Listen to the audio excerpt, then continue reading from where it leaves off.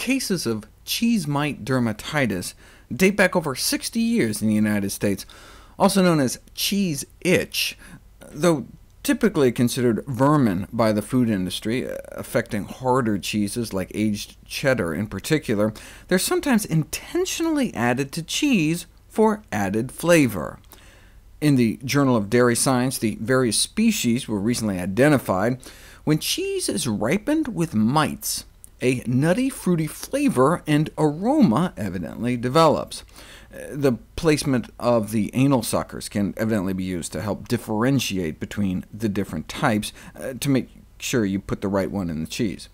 Here's a video of the little suckers in action, ripening the cheese, developing the nutty, fruity flavor and aroma. Positively appetizing, though, compared to some other cheese-making practices. The cheese skipper is sometimes present in well-aged cheese, and a proof of its quality. The cheese skipper doesn't sound so bad until you realize they're talking about cheese infested with maggots of the cheese fly.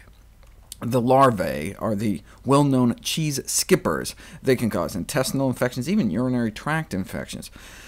Normally, the insects are just contaminants, but there is a spider cheese equivalent of the maggot world, and that's called Casu marzu, a soft cheese intentionally riddled with thousands of maggots of the cheese fly to aid in fermentation.